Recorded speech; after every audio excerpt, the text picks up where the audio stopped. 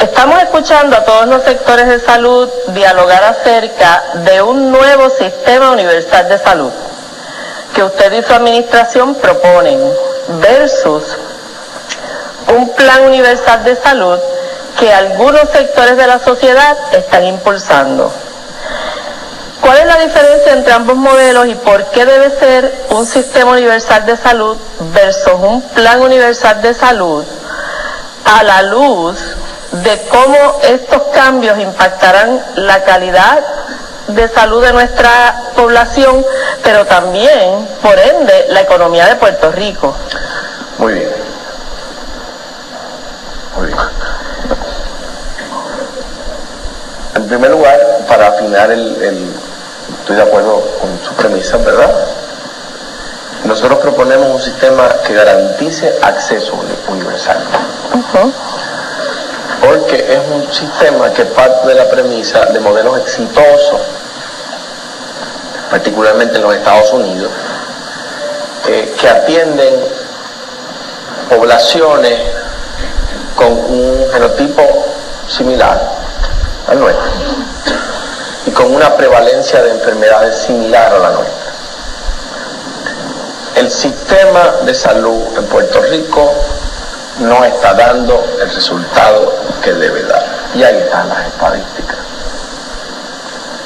2/3 partes de la población, 2 de cada 3 puertorriqueños, sufren una condición catastrófica.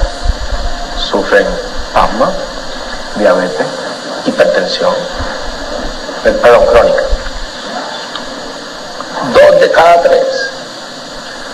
No quiero mencionar las estadísticas de sobrepeso, es más, las voy a mencionar, pero les pido un favor, no miren al lado.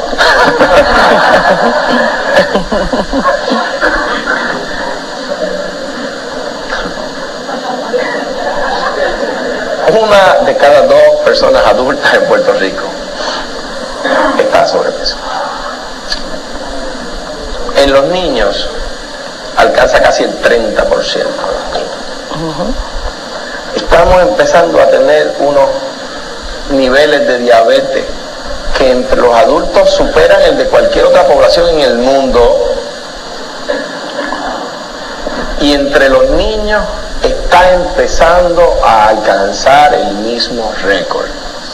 Entonces hay quienes piensan que se debería atender business as usual. Pues yo me resisto a pensarlo.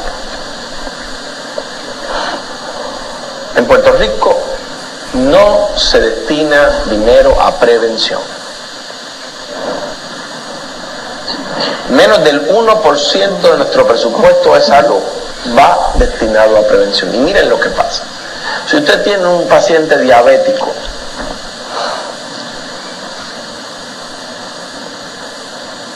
ese paciente, si no se previene, si no se atiende y se educa, va a terminar con problemas renales, va a terminar dializándose, y o va a terminar con pie diabético, y o con amputaciones. Entonces, de repente, la calidad de vida de esa persona, la calidad de vida de esa persona, que es lo más que nos debe importar, desmerece. Y si alguien quisiera verlo desde un elemento de costo-beneficio, que no debería ser, aumenta el costo de atender a ese paciente. Les digo una cifra escalofriante: 5% de los pacientes de reforma consumen más de 50% del presupuesto de reforma.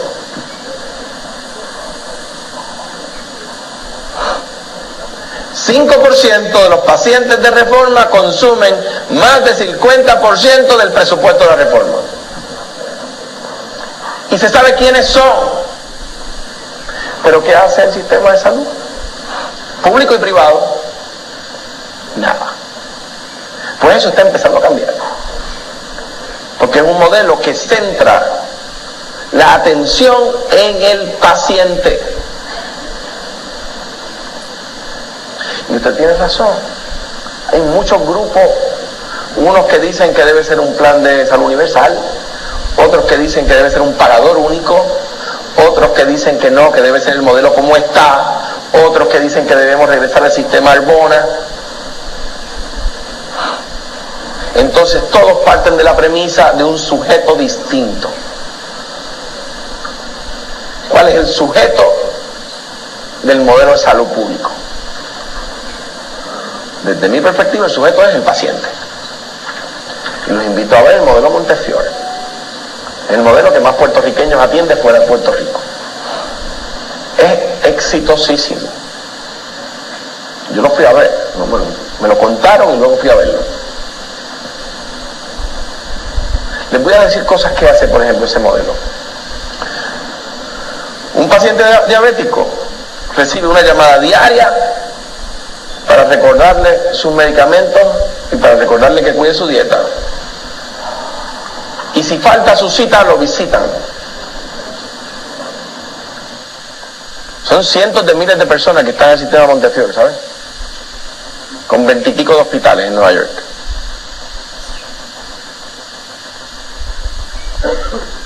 Y usted dirá, contra, pero ¿qué costo tiene eso? Mucho menor que el que conllevaría no hacer nada y esperar a que tenga un fallo renal y haya que dializarlo.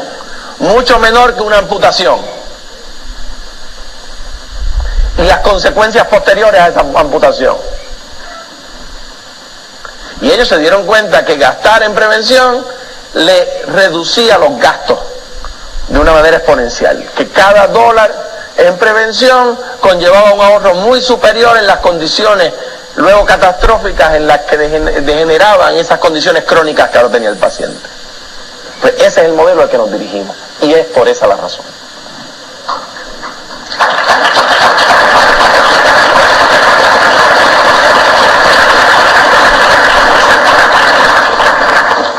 Le corresponde el turno ahora a mi amigo José Rossi. Un diálogo. Lo primero que quería hacer era pedir a Waleska, a nuestra presidenta de la Asociación de Industriales, que en la primera reunión del Consejo de Manufactura, siendo el tema de energía algo tan amplio en todos sus aspectos financieros y técnicos y de política pública y de política también, que traigamos a los miembros de la Asociación de Industriales que puedan invertir en las soluciones energéticas sin que tengamos que ir al banco gubernamental a pedir los chavos o al bolsillo de los contribuyentes para sacarle contribuciones para aquellas cosas.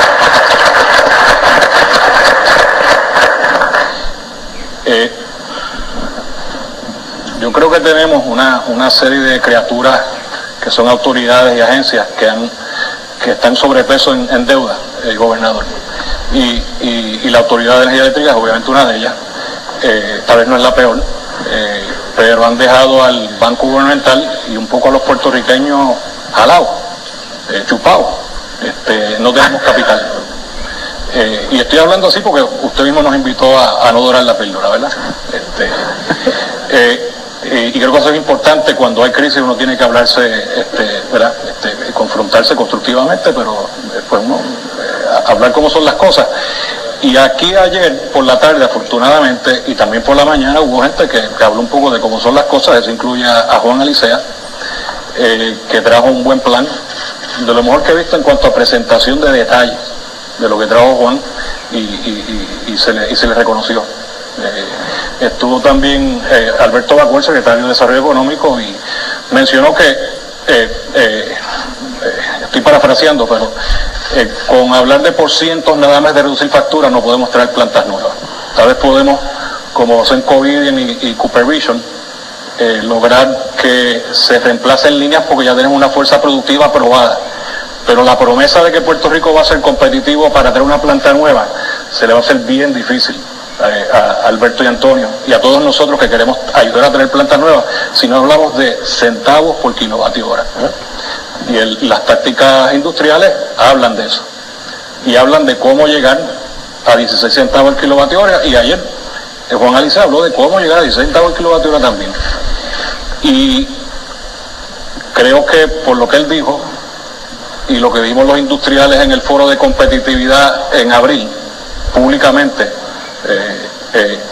hay oportunidades de llegar a 16 centavos más rápido de lo que él está proponiendo. Y que sin eso, la Asociación de Industriales no puede comprometerse con los 20.000 empleos que están en las tácticas que usted endosó antes de que fuera gobernador, con Guaresca y con otros miembros aquí del liderazgo de la asociación. Y después también. Y la pregunta es, ¿qué puede hacer el gobernador cuando la autoridad, sin cambiar su estructura, pero sin tener la supervisión que tenemos en otros países, hacer para que entre ese capital privado con el conocimiento y con las garantías financieras de lograr la eficiencia que podríamos lograr si se mantiene nuestra economía y nuestros ingresos en los próximos 6 o 7 años, según dijo Alicea?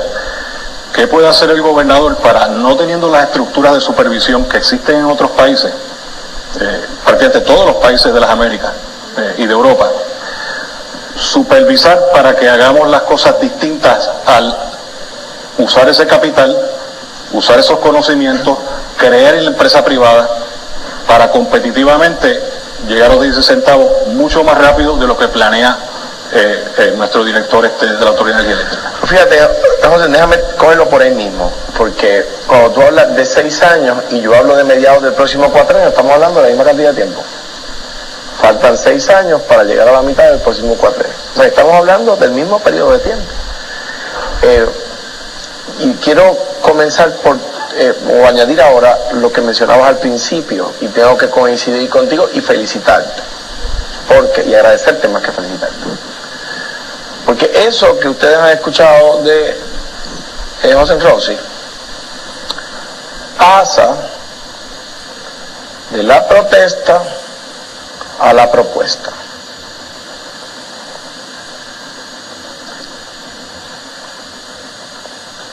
¿Qué puede hacer el gobierno? ¿Qué puede hacer el gobierno? ¿Qué puede hacer el gobierno? ¿Qué puede hacer el gobierno? ¿Qué puede hacer el gobierno? ¿Qué puede hacer el gobierno? ¿Qué va a hacer el gobierno? ¿Qué está haciendo el gobierno? Y yo he contestado lo que puede hacer el gobierno, lo que está haciendo el gobierno, lo que va a hacer el gobierno. Eso pasa a la propuesta. Cada vez que ustedes, el otro día escuchaba a alguien diciendo, no, que esto va a costar qué sé yo cuántos miles de empleos. Sí, los mismos que decían que derogar la ley de cierre iba a crear 25.000 empleos, no creo ninguno. ¿Se acuerdan? ¿Se acuerdan cuando decían, no, si estos cambios se hacen a la ley de cierre, se van a crear 25.000 empleos nuevos? Ese era el número. ¿Se acuerdan? ¿Sí? Se redujeron los empleos.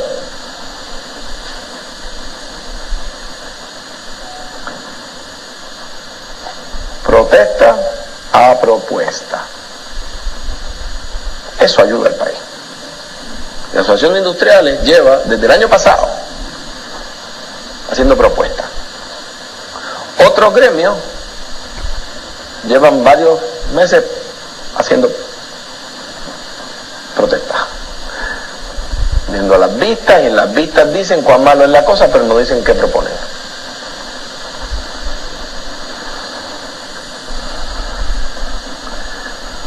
Por supuesto que estamos disponibles a eso, y en cuanto hay un punto que traes que yo creo que es extraordinario y que quizás, no sé si Juan lo mencionó ayer o Alberto, pero habiéndolo yo dicho o no, corresponde que yo lo repita o lo afirme por primera vez en este foro.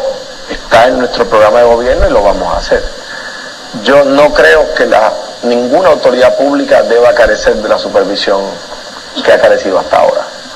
Por lo tanto, nosotros nos comprometimos con el país de crear estructuras superiores a la autoridad que supervisen la eficiencia de la autoridad, particularmente en el costo de producción y en el costo del producto, tanto en la autoridad de acueductos como en la autoridad de energía. Creo que podemos ayudar mucho a que haya también una solución transicional en lo que se arman las instituciones que tardan tiempo en armarse, como han pasado en otros países, que supervisan y ayudan a planificar y dan ¿De eso qué se trata? criterios independientes. Y creo que los industriales tenemos formas de, haciendo MOUs con el gobierno federal, además de las industrias privadas, lograr que haya unas soluciones puentes, gobernador, con el tema de supervisión, para estar seguro que usted pueda avanzar con su agenda y que creamos otra vez en la industria privada y su capacidad de proveer soluciones sociales al país. El otro día alguien me hacía una pregunta, que era una pregunta larguísima, y se contestaba con un sí, porque no había manera de decir no. Lo que usted propone en enero pues se contesta con un sí rotundo. Big yes, dirían en Estados Unidos. Big yes, por supuesto. De eso es que se trata. Nosotros hemos puesto, y ustedes han visto el gabinete, de hecho el otro día hice un recuento. No solamente tenemos el mejor gabinete en mucho tiempo. No digo en décadas porque hay Tatito Colorado y se me puede molestar. Y está Héctor Jiménez Juárez por allí, no quiero orarle, y hay 2 o 3 más. Pero vieron que no se ha ido ni uno. No se ha ido ni uno. Todo el mundo trabajando. Nosotros tenemos un gabinete de primer orden. Algunos de las personas me han dicho, oye, ¿de dónde tú sacaste a esa persona? Extraordinario. ¿Cómo lograste que aceptara? Yo me acuerdo cuando nombré a Luis Sánchez Betance, secretario de Justicia, algunos amigos de la prensa, obviamente, de los bastidores, me decían, pero ¿cómo tú lo convenciste? Y yo le dije, no fue necesario. Él estaba disponible. Igual Alberto, igual Frankie, igual Antonio, igual Sally, igual Ingrid, igual todos los que tenemos en el gabinete. Gente que estaba disponible y que no hubo grandes discusiones para convencerlos. Pero el hecho de que tenemos un gabinete extraordinario, porque yo tengo muy presente que uno es tan bueno como la gente que lo rodea, siempre la ayuda es bienvenida. Y ustedes tienen gente extraordinaria.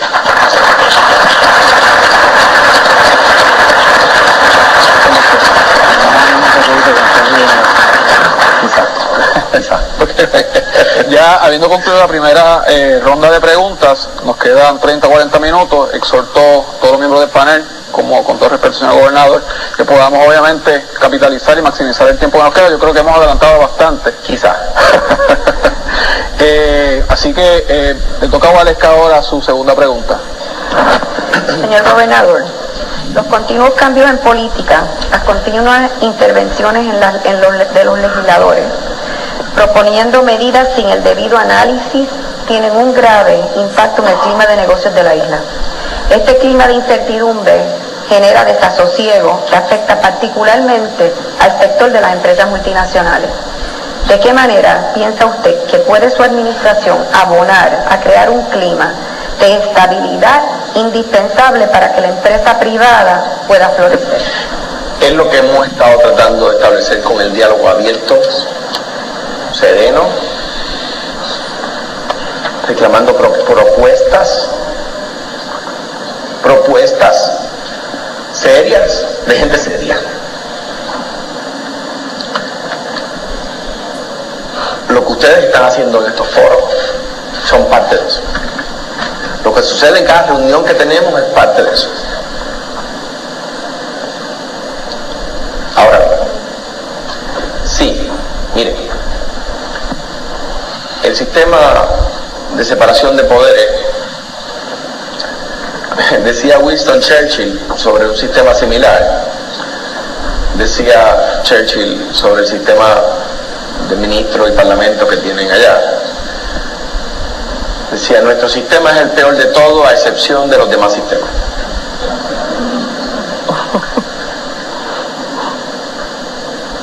Y quiero reafirmar ese compromiso al diálogo, o quizás debo decir dada la relación que hay con la Asociación de Industriales, más correcto decir, continuar ese diálogo para fomentar ese clima de estabilidad que hemos estado logrando la Asociación de Industriales y mi gobierno durante estos meses. Pero tengo que decir algo en defensa de la Asamblea Legislativa. Yo, como les dije ahorita, no tengo en la Cámara en Puerto Rico los problemas que tiene Obama en la Cámara Federal. Y prefiero la mía a aquella. WSKN San Juan, WKJB 710 Mayagüez, WDEP 1490 Ponce, WLEY 1080 Calley, WKFE 1550 Yauco. Gracias a Dios que la Cámara de nosotros no está dirigida por el Tea Party. No quiere decir que no haya gente allí del Tea Party, hay, pero no la dirigen.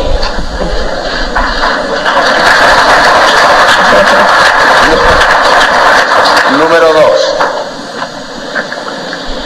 logramos aprobar el retiro y ustedes estuvieron de acuerdo con eso. Gracias a que ellos aprobaron la reforma, ¿saben? Y recibieron mucha presión y la aguantaron. ¿Ustedes se acuerdan que los detractores del modelo decían que iba a haber un aluvión de gente retirándose? ¿Se acuerdan?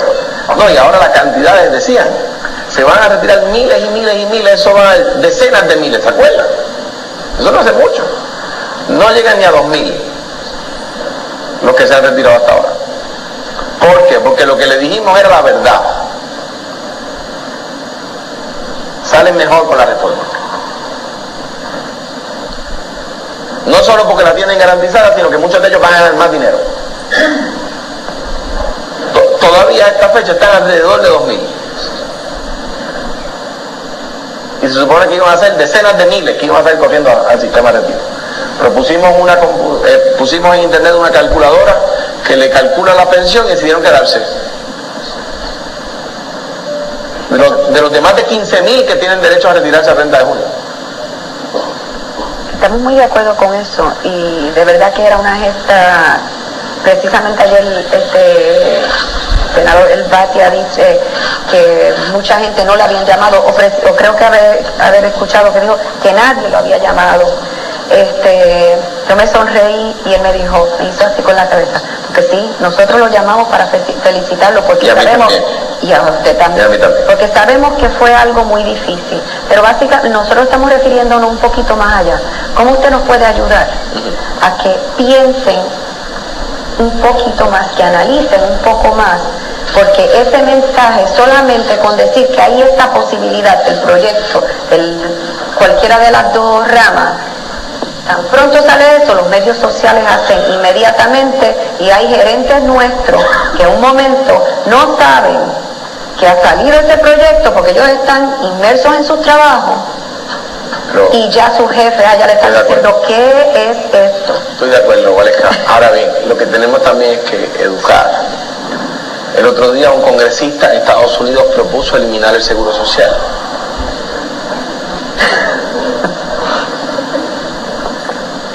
Y yo estoy seguro que ningún CEO, ningún CFO de una manufacturera en Estados Unidos dijo, ¿qué es esto? ¿Qué inestabilidad?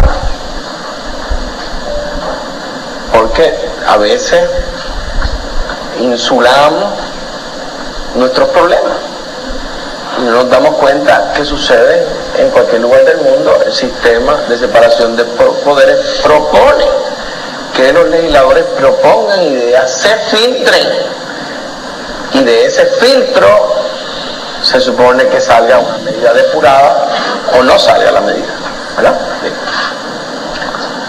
Tomemos por ejemplo una celebración que ha hecho el país en estos días, cuando firmé las leyes para abolir ciertos tipos de discrimen. Nos fuimos adelante de los países liberales. Los los Estados Unidos no tienen algunas de las previsiones que tienen esas leyes que yo firmé.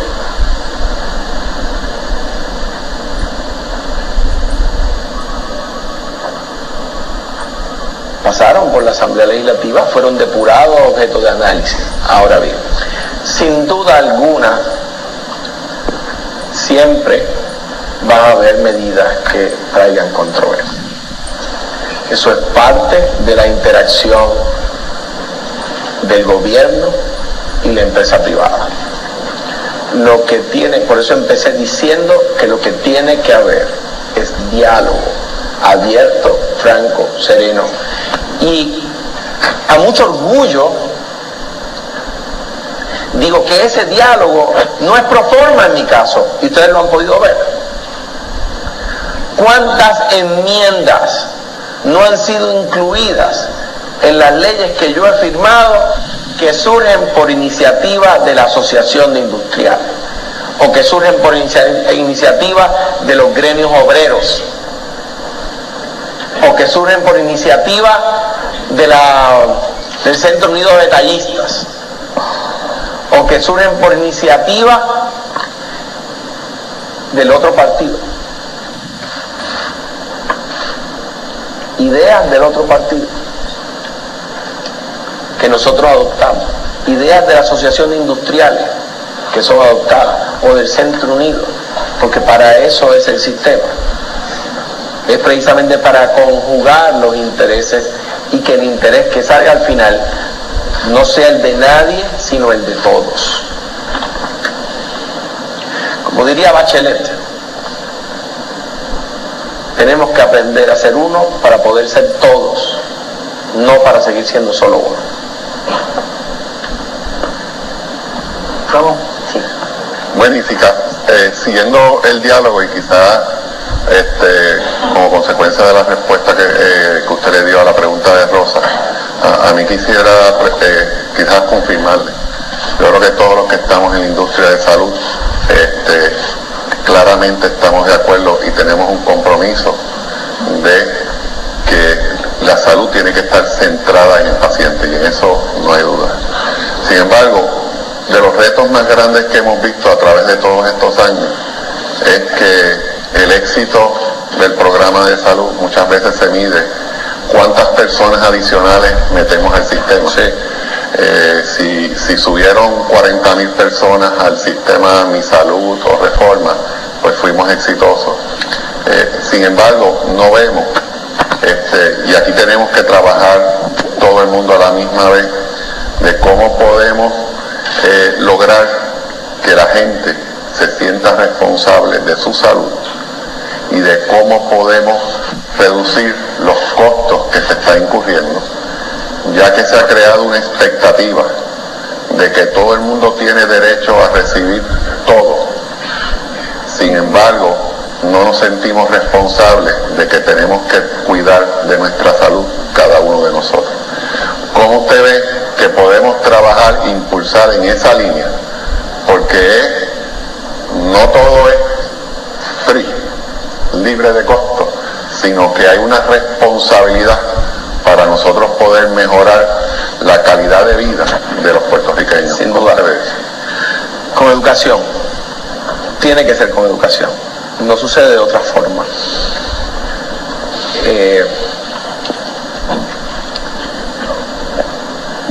Cuando hay demanda de un producto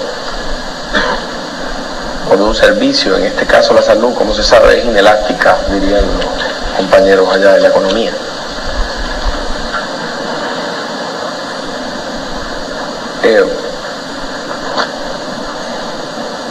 ¿Por qué? Hablaba yo con Fabián, el niño que estuvo ayer con ustedes, de orador,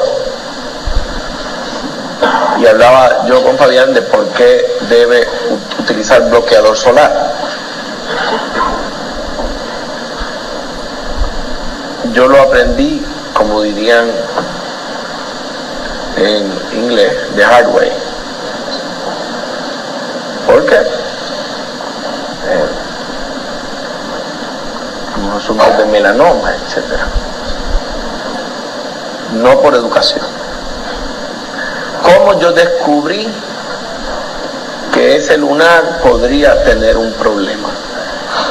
Porque en el periódico salió un anuncio, un reportaje que decía qué lunares no representaban peligro y cuáles sí. Y el que decía cuáles sí parecía uno que yo tenía aquí. Es idéntico. Yo decía, pero esa foto parece que es mía. Y salí corriendo para el médico y efectivamente, qué bueno que salió ese reportaje en el periódico. Yo no estaba educado en cuanto a eso. Y ese reportaje noticioso me salvó. A tiempo, súper a tiempo.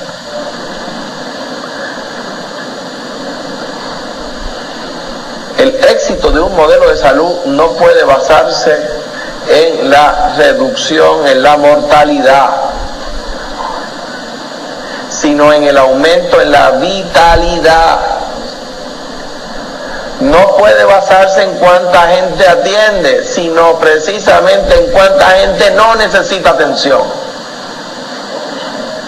Y eso se logra con educación. Y yo les voy a dar algunos ejemplos donde empiezan a mezclarse los problemas de salud y de crimen.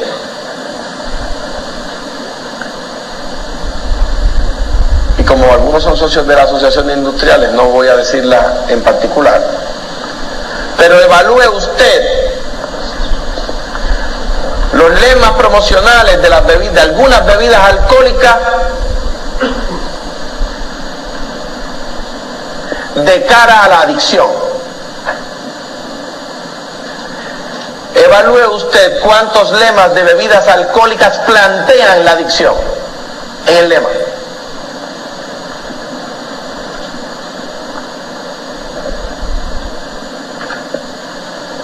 Entonces, estamos educando. Le preguntaba yo a un grupo de padres en una graduación de 6º grado hace poco, ¿cuál fue la última película que su hijo vio con usted? ¿Cuántas muertes hubo en esa película? ¿Era linda la película? Está educando al niño. Le pregunto yo, retóricamente, no planteo una respuesta, no espero una respuesta en este momento. ¿Cuántas campañas educativas tenemos? De parte del gobierno y de parte de la empresa privada para evitar el consumo de alimentos que provocan obesidad, para promover el ejercicio.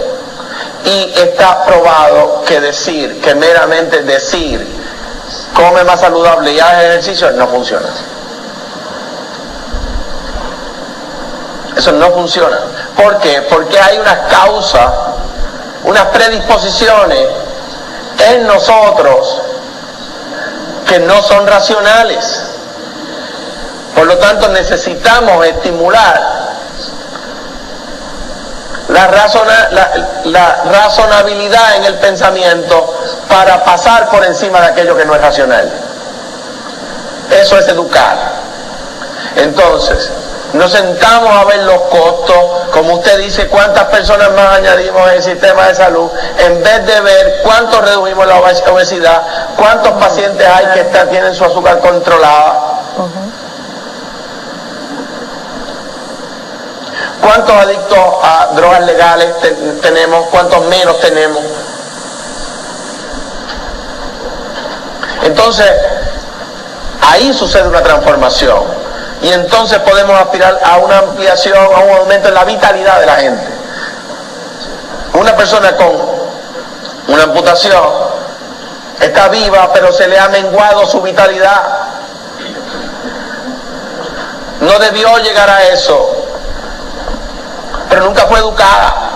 Quizás se le dio una charlita o un panfleto.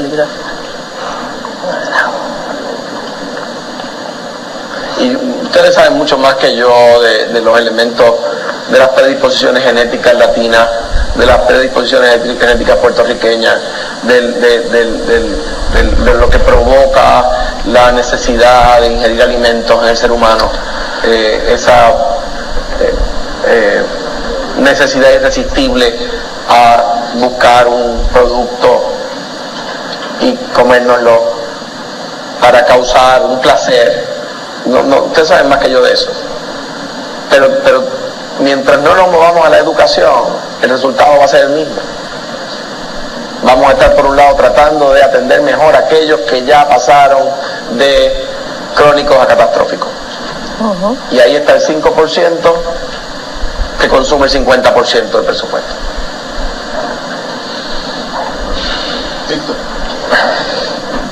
Señor gobernador, hemos escuchado mucho sobre el gas natural, sin embargo, estamos todos de acuerdo que estamos a no menos de 4 años de que se logre traer el producto a las centrales generatrices de San Juan.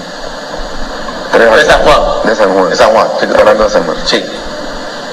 Opciones como el gas propano para energía eléctrica es una propuesta de rápida de implantar de entre 4 a 6 meses, costo efectiva y buena para contribuir a lograr cumplir a tiempo en el 2015 con las regulaciones de emisiones de la EPA. En corto plazo, obtendríamos de las unidades 5 y 6 de San Juan ahorros de entre 120 y 140 millones de dólares al año. Estaría dispuesto a escuchar estas propuestas, salvando los temas de seguridad industrial, y evaluarlas y discutirlas en detalle en forma de APP, atractiva financieramente para la prepa.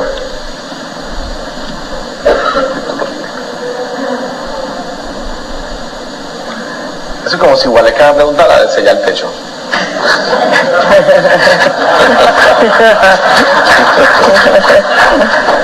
Gualeca me diga, Alejandro, hay un problema de filtración en algunas escuelas, ¿estarías dispuesto a evaluar un sistema de filtración de sello de techo que tenemos ahora, que eso pone, sabe de eso? Víctor sabe de eso y por eso me pregunta. Y vieron la cláusula que puso, salvando las cosas, pues sabía la respuesta.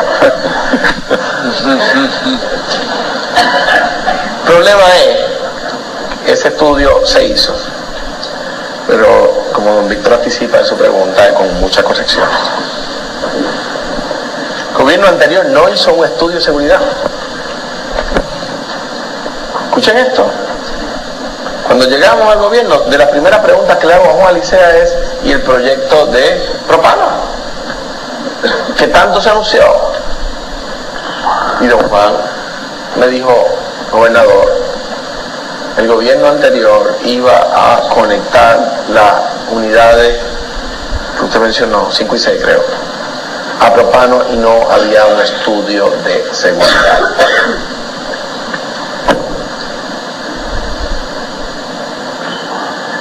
¿Qué más hubiese querido yo que conectarlas rápido para bajar el costo energético más rápido? Pero no había un estudio de seguridad. La pregunta, si la recuerdo bien, si estoy dispuesto yo a estudiar esas alternativas, la respuesta es absolutamente sí. Gracias. Con la salvedad que usted menciona, atendiendo los elementos de seguridad.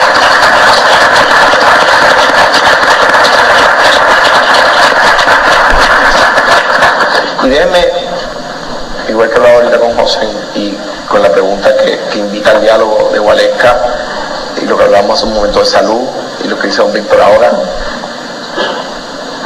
para, ahorita Gustavo hablaba de agilizar el proceso. Si la pregunta tiene incluida, ¿estaría dispuesto a estudiar o evaluar? No tiene que hacérmela. La respuesta es sí. La respuesta es sí. Nosotros no descartamos ideas que vienen de gente como ustedes, que es gente preparada en la materia. A veces han surgido las ideas de personas que no están relacionadas y son buenas las ideas. Por lo tanto, nosotros no descartamos. Es un gobierno de puertas abiertas, es un gobierno que escucha, es un gobierno que permite la expresión, es un gobierno que en cada expresión ve la democracia en su ejercicio. La democracia no es una palabra de diccionario. La democracia es un ejercicio. Y cuando se hacen propuestas y el gobierno las escucha y las atiende y las acepta o las rechaza, la democracia está en función. Eso propone democracia. Un elemento que quiero atender de la pregunta anterior. Puerto Rico como saben, consagra el derecho a la vida en su Constitución. Pero cuidado, una vez yo dije que en Puerto Rico había derecho al trabajo y me dijeron que eso no, que eso estaba en la sección 20 de la Constitución y que el Congreso lo había eliminado. Tarara, rápido el argumento político partidista. El Tribunal Supremo ha dicho que existe el derecho al trabajo, pero es que el derecho a la vida es mera poesía si no tiene garantizado en sí el derecho al trabajo, el derecho a la educación, el derecho a la salud. Si yo no tengo garantizado acceso universal, es decir, que si un puertorriqueño tiene una necesidad, y digo más, un puertorriqueño o un inmigrante, sea legal en Puerto Rico su estancia o no sea legal en Puerto Rico su estancia, si tiene una necesidad de salud y no se le garantiza acceso, no hay derecho a la vida. Igual al trabajo, igual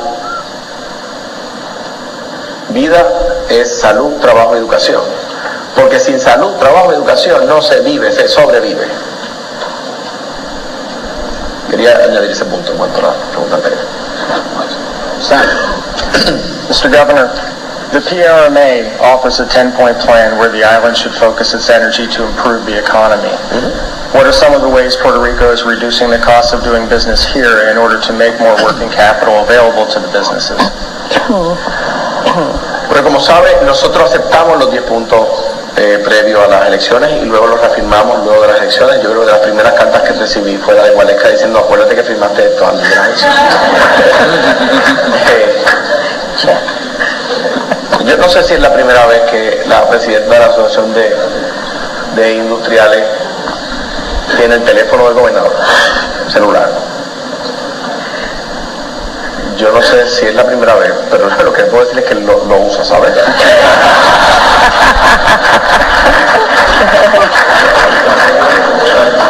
Como diría aquella canción de Dani Rivera, ¿qué daría yo porque su teléfono no tuviera teclado?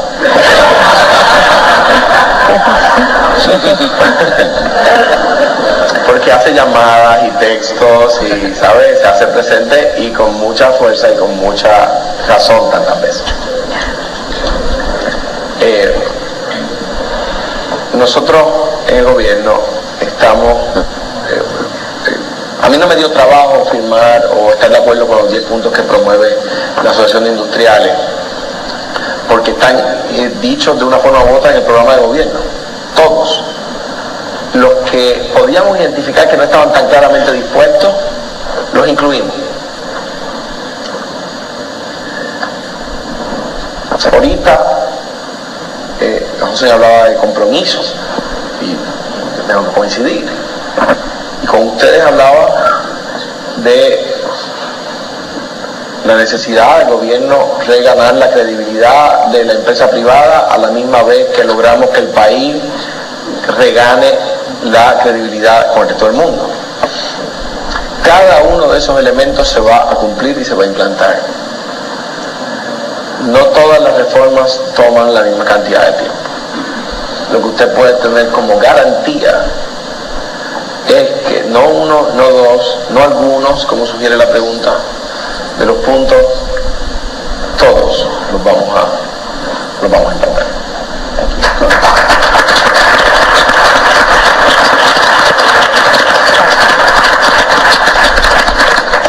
Rosa. Okay. Pues vamos al tema de salud. Estamos completamente de acuerdo. Ustedes dos les interesan. ¿Por qué será?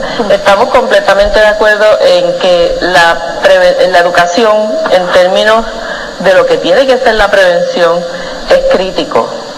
Y definitivamente ha sido una falencia del sistema de salud nuestro por muchos años, por siempre, digamos.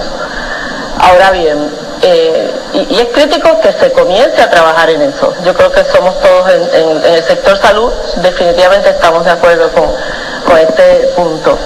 La situación es que estamos, ¿verdad?, viviendo una situación fiscal particular y lógicamente estamos acostumbrados a resultados a corto plazo. Otra definición que debemos cambiar de nuestras mentes. Al estar acostumbrados a corto plazo, esto es una iniciativa que realmente los resultados se verán a mediano y largo plazo y definitivamente van a estar ahí, completamente de acuerdo. ¿Cómo lo vamos a manejar en el corto plazo?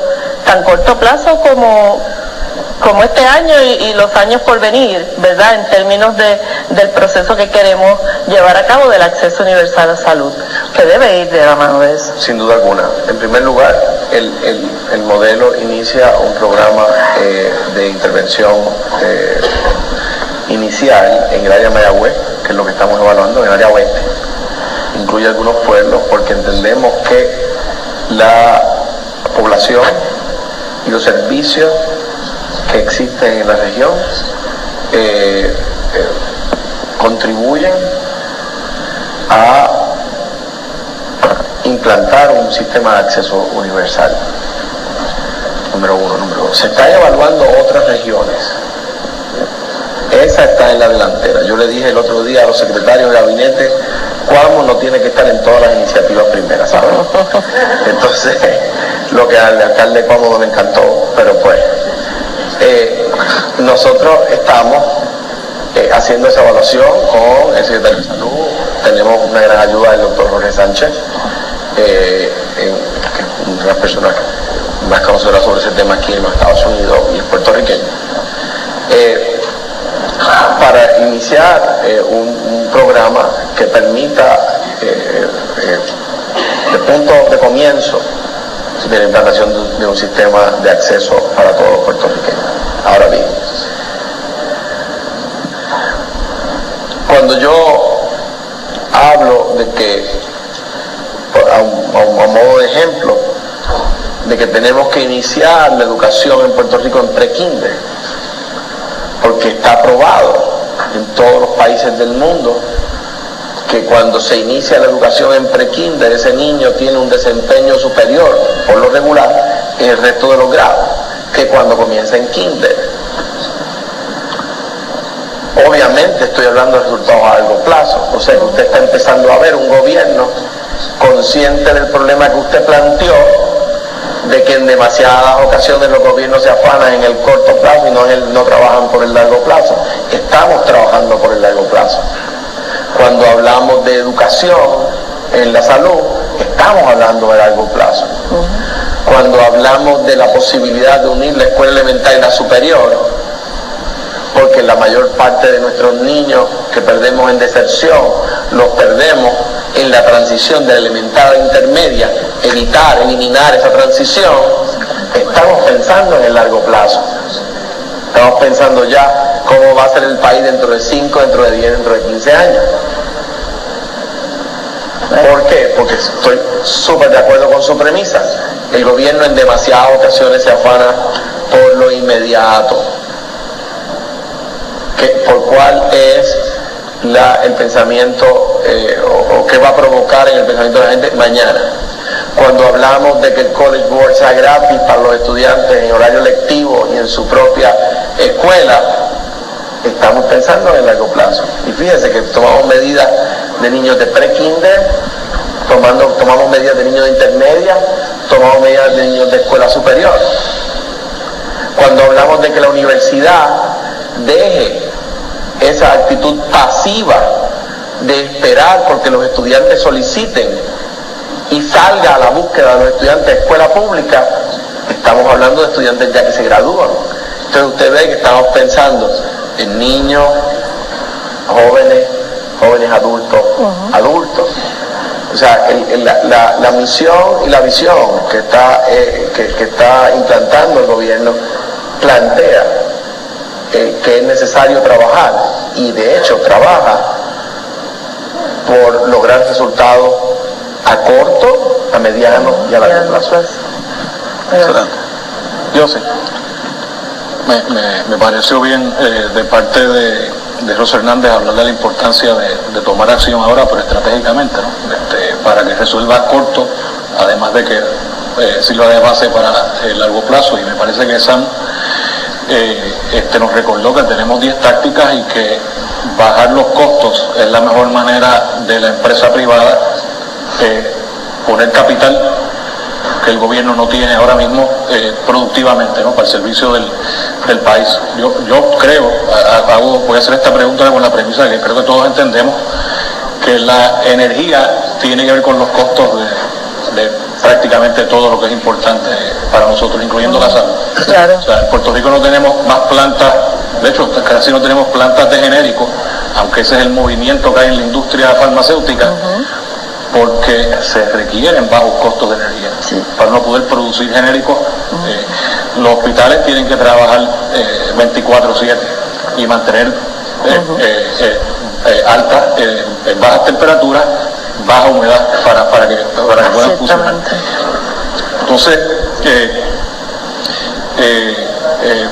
una cosa que me preocupó de la presentación de Juan Alicea y de la autoridad ayer es que hay algo que si no ahorramos el paso no podemos cumplir, y no solo el tema del costo, que es algo que sí yo sé que podemos cumplir porque él lo dijo, es cuestión de acelerar el paso y sabemos cómo hacerlo en industrial. Es el tema del acceso a la red de las energías renovables intermitentes, de usar nuestros recursos naturales, ahora que el gobierno federal está empujando con tantos incentivos para que puedan acceder a la red, y eso no se puede hacer sin invertir masivamente en cambiar nuestra generación de combustibles fósiles a una de no solo alta eficiencia, que no tiene la que tenemos ahora, sino que module de manera que a bajo costo pueda entrar energía renovable al país. Y ya Juan dio por sentado ayer que no se puede cumplir ni siquiera con el 12% que se supone que ocurriera para el 2015.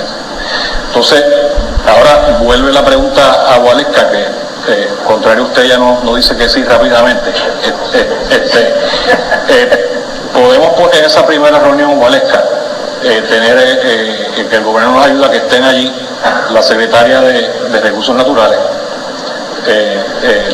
la directora de la Junta, el presidente de la Junta Académica Ambiental, el director de la EPA federal, que dijo que él estaba dispuesto ayer públicamente a acelerar el proceso de los permisos, siempre y cuando fuera para energía limpia.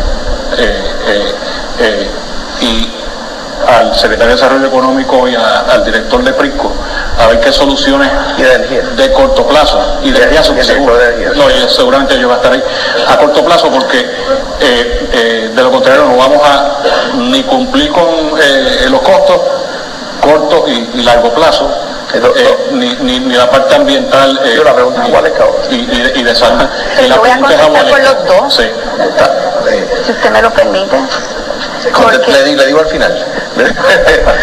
Yo creo que yo puedo contestar por los dos, porque él ha dicho repetidamente hoy que él está abierto al diálogo y que a todas las sugerencias que nosotros podamos tener a bien ofrecerle, él está dispuesta a escucharlo. Pero yo estoy seguro que la contestación tiene que ser sí, ¿no, señor gobernador? Y ahora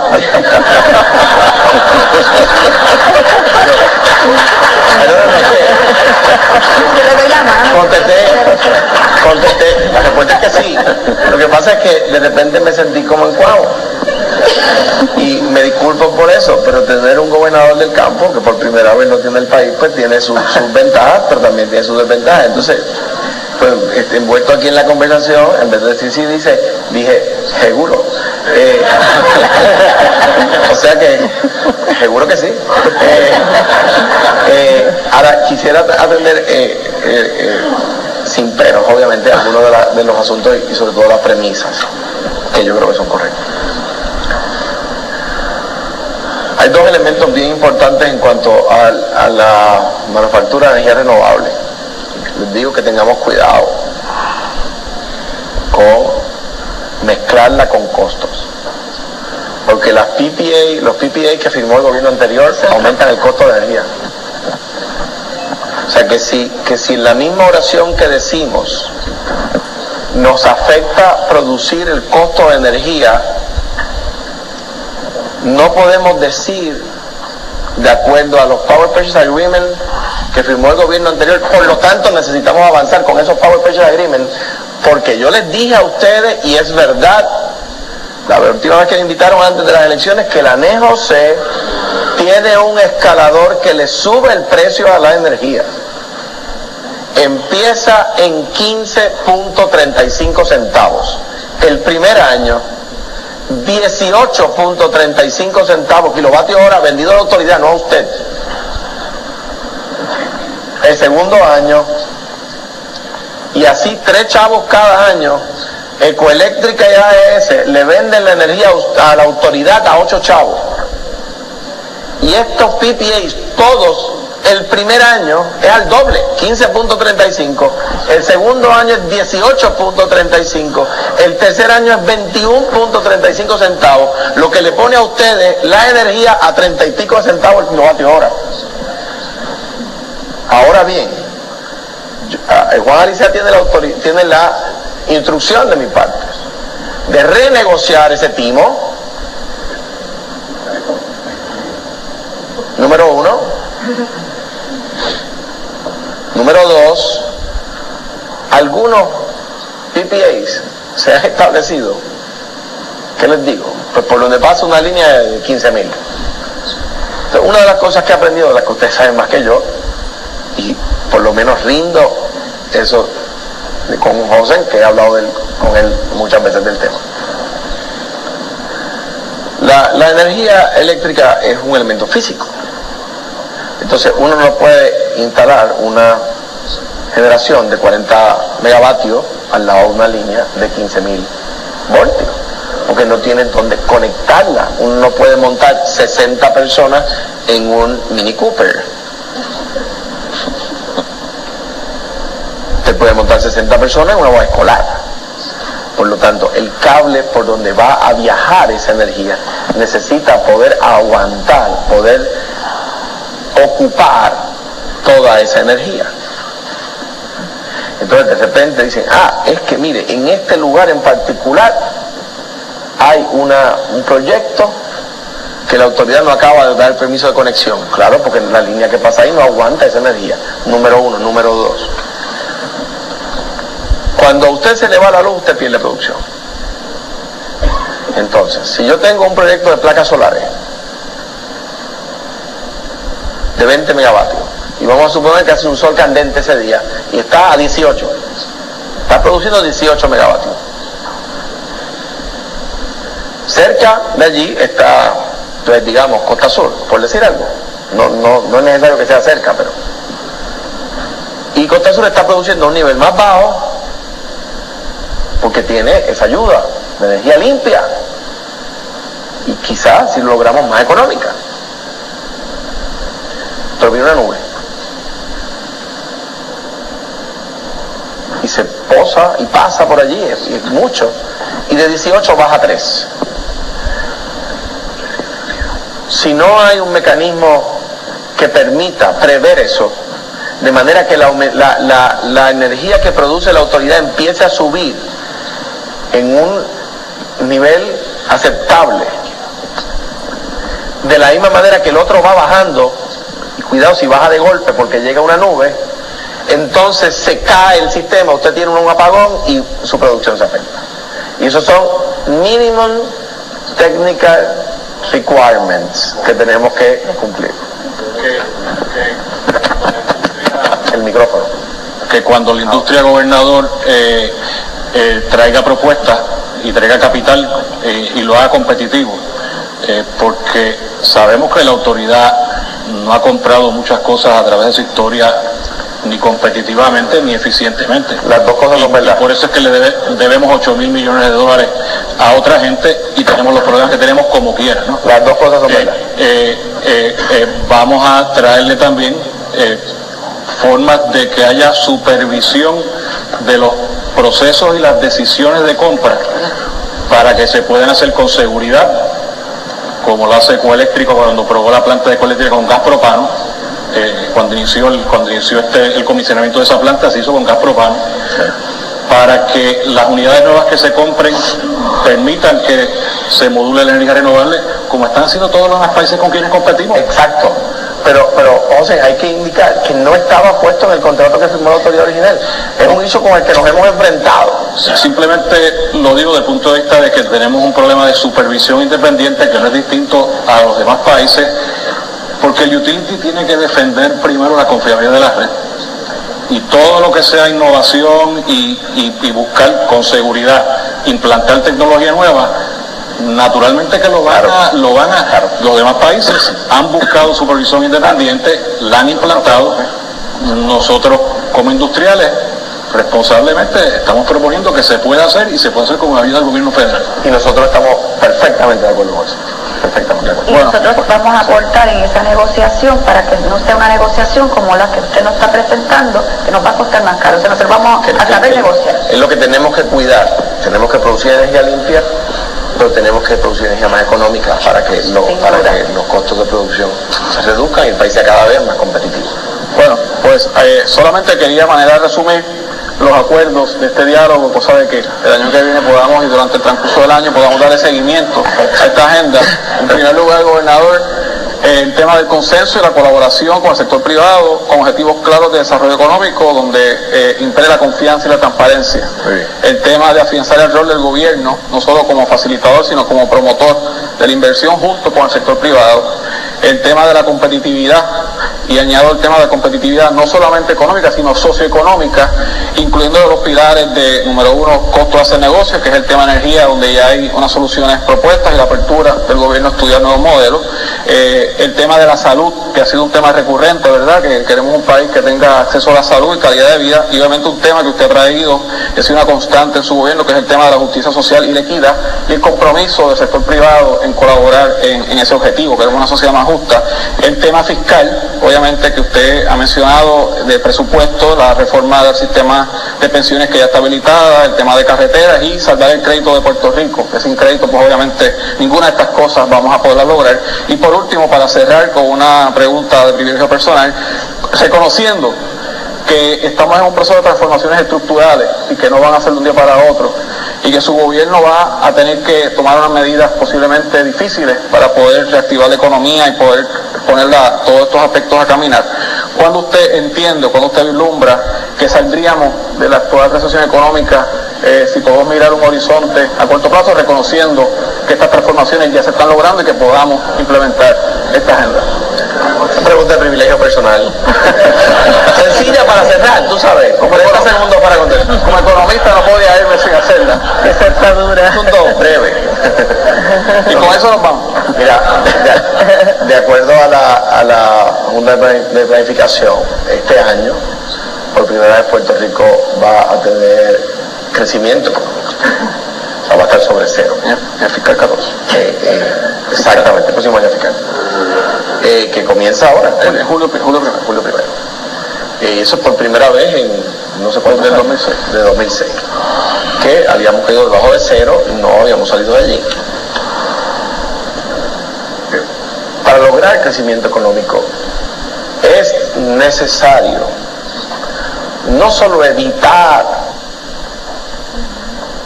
la degradación porque es mala en sí, sino porque es mala en los elementos que la provocan. Un país que no produce, un país que no paga. Nosotros necesitamos ese país que paga, y déjenme decirle, el presupuesto que presenté tiene la menor cantidad de dinero que se toma prestado en más de 10 años.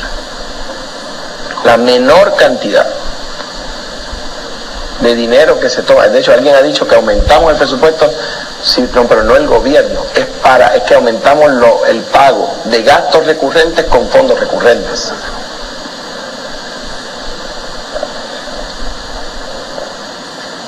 Que lo que estamos aumentando es el pago de gastos recurrentes con fondos recurrentes, que es como se hace un presupuesto. Y estamos a $200 millones de que el 100% de los gastos recurrentes se hagan con fondos recurrentes. Eso era más grave. Cierra, por supuesto, el gap. Ahorita decía que cuando yo digo que voy a cumplir algo es porque estoy seguro que lo puedo cumplir, porque de eso depende la credibilidad.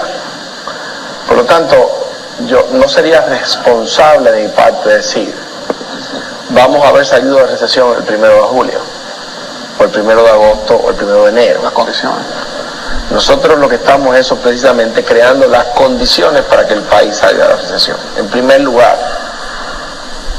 se acabó el síndrome de la crisis.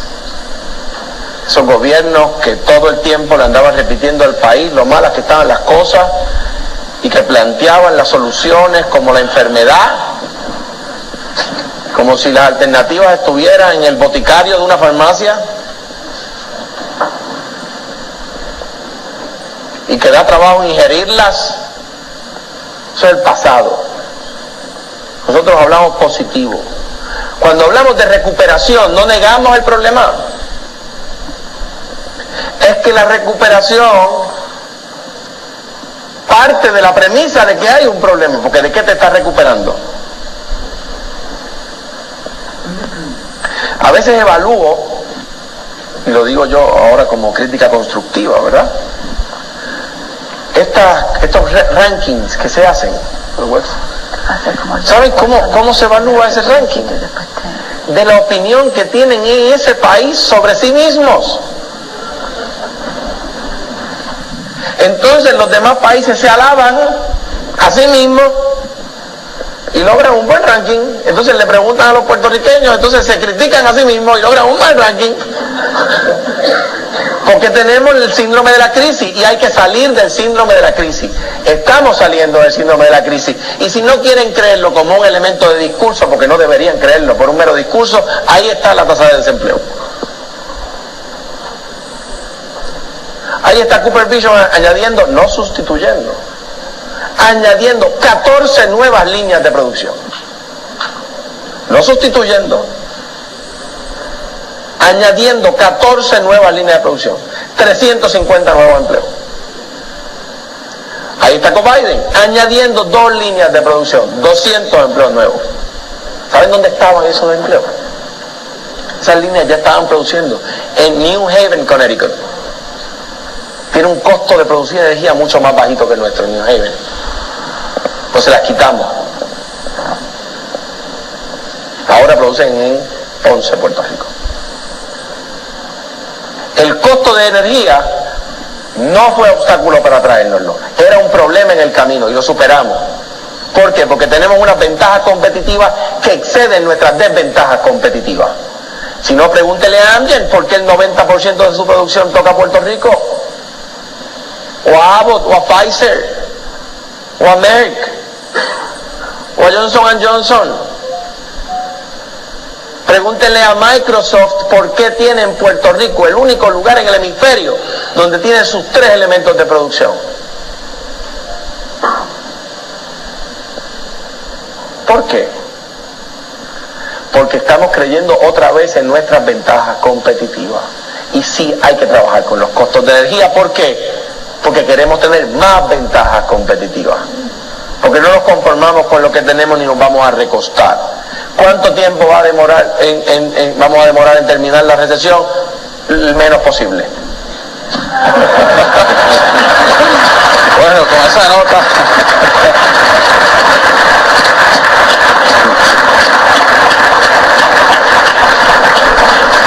Con esa nota de optimismo agradecemos al gobernador por el realidad y de realidad. Optimismo fundamentado en la realidad. Agradecemos su participación, a nuestros panelistas, todos muy en el grano. Así que tenemos propuestas, tenemos agenda. Gracias a ustedes por su tiempo. Gracias. Al Canal 6, a Radio Isla. Así que buenas tardes y buen provecho. Mucho éxito.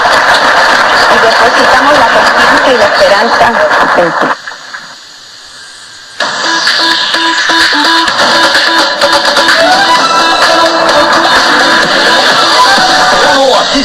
En Radio Isla 1320 encuentras el análisis profundo y certero para llegar mejor informado a tu destino. Radio Isla 1320, el análisis como es y las noticias como son.